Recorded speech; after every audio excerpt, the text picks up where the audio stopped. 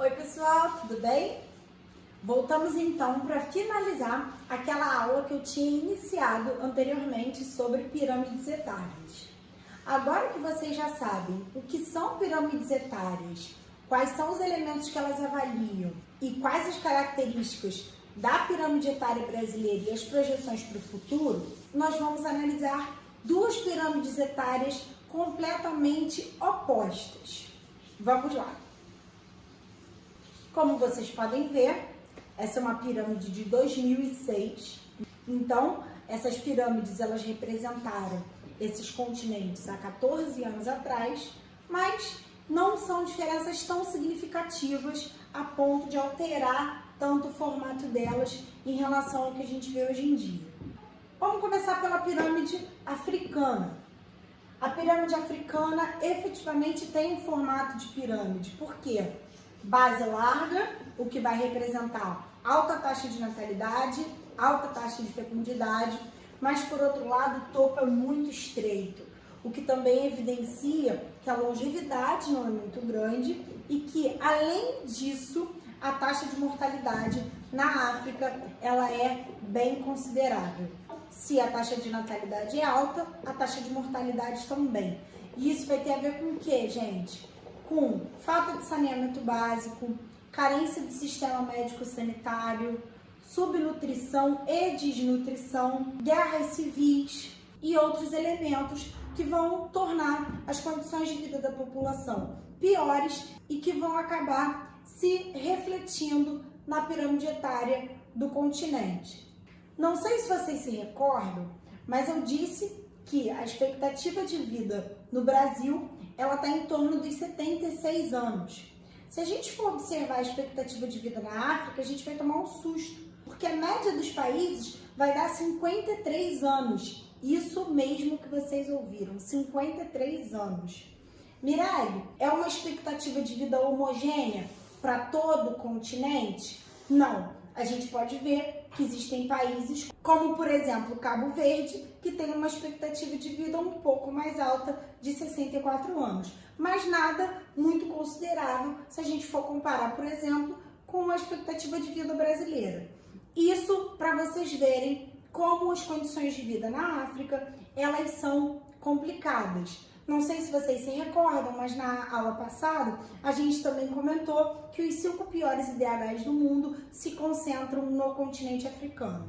A gente costuma afirmar que a África ela está no início do processo de transição demográfica, que é o assunto que nós vamos tratar na próxima aula. Então, guardem isso na cabeça. Agora, olhem para essa outra pirâmide, que já não tem um formato de pirâmide.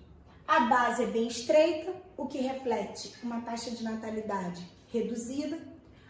O número médio de filhos por mulher, a taxa de fecundidade, também é bem baixinha, o que faz, inclusive, com que os países eles incentivem a população a terem filhos em forma de pagamento, como se fosse um Bolsa Bebê. Uma outra característica muito marcante dessa pirâmide etária europeia é o fato da expectativa de vida ser bem alta. Atualmente, a Europa ela vive uma situação que nós vamos chamar de crescimento vegetativo negativo, que é quando a taxa de mortalidade ela passa a ser maior do que a taxa de natalidade. E aí vocês viram para mim e falaram assim, mas Mirelle, como é que é a taxa de mortalidade na Europa é tão alta se as condições de vida são tão boas? Porque a população envelheceu, gente. O problema, gente, é que não existe taxa de reposição. Tá morrendo mais gente do que nasce. E isso pode, inclusive, ameaçar a existência da população. Um outro elemento que a gente pode destacar é uma questão econômica, que nós já citamos em relação às projeções brasileiras, que é a sobrecarga do Estado por conta dos não contribuintes, principalmente os idosos que recebem aposentadoria. Então, o sistema previdenciário acaba gerando um custo muito elevado para o governo. E, em contrapartida, como vocês podem ver, a reposição da mão de obra não está acontecendo. Qual é a solução para isso, Mirelle? A gente pode destacar, primeiramente, o incentivo às taxas de natalidade. Podemos falar do aumento da arrecadação por meio da elevação dos impostos. A gente pode também propor a reforma da Previdência, aumentando o tempo de contribuição, fazendo as pessoas trabalharem até uma idade mais avançada. E existe uma outra forma de aumentar a mão de obra e, por fim, também aumentar o contingente populacional, que é um incentivo à imigração. Só que na Europa, especificamente, gente, isso causa um problema. Que problema é esse? O preconceito em relação ao migrante, que a gente chama de xenofobia. E como essa xenofobia ela acaba se manifestando?